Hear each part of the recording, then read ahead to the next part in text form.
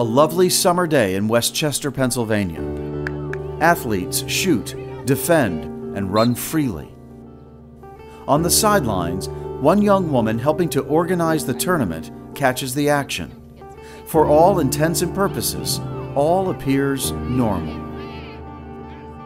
Except for the fact that just 8 months earlier, Bethany Sandone's life hung in the balance.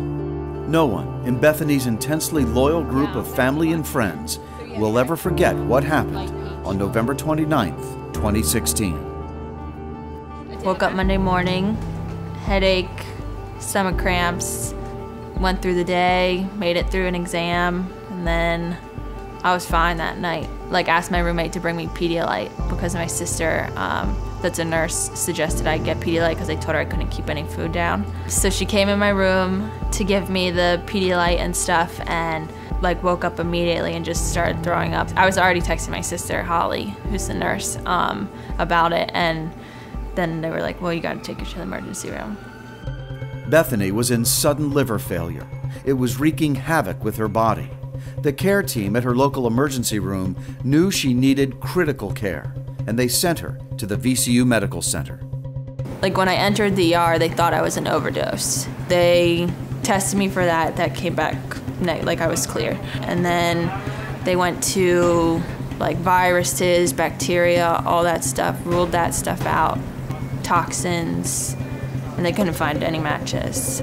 It was obvious that she was in some very deep trouble. She had something called acute liver failure. We only see maybe 2,000 or 3,000 cases in the nation per year, but it has a terrible mortality. I mean, 25% get transplanted, and a third of patients actually don't make it. You know, the other proportion actually will get better on their own, regenerate, but one look at Bethany and I knew that she was not going to regenerate it and needed a transplant. So the decision to transplant her was pretty cut and dry. Without a liver transplant, she's not going to make it. And the question in these cases is how quickly an organ offer can come through. Because if you wait too long and the patient gets any infection or doesn't do well in terms of brain swelling, then it can be too late sometimes. This is where the Hume-Lee Transplant Unit and UNOS went into action. The Transplant Selection Committee decided Bethany's near-fatal condition should vault her to the top of the list. Within 24 hours, the UNOS team found a healthy liver and had it rushed to Richmond. Within 2 days of first feeling the symptoms of liver failure, Bethany woke up with a new one. So I woke up. At that point, my surgeon, Dr. Sharma, was there also. And I just remember, like, the nurse saying something about him being the one to, like, save the day. And at that point, I called my parents. And my dad was like, yeah, I gotta thank the liver god. And, like, that's who Sharma was to me. And overall, like, his demeanor when he walked in the room the first time was, like, assured that everything was fine the first time I met him. So that, I think, made me feel like I'm fine. How important was all of that to your recovery, both your physical recovery and your emotional recovery? I think it played a big role, yeah. I mean,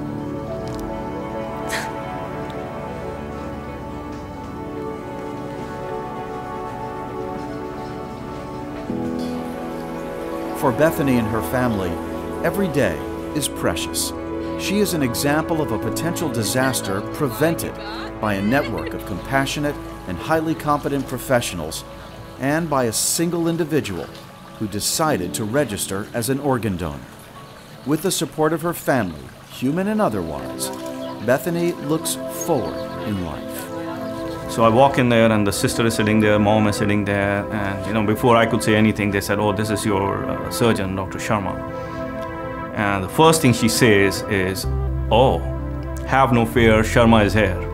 She comes back for her first or second post-op visit, you know, in the clinic.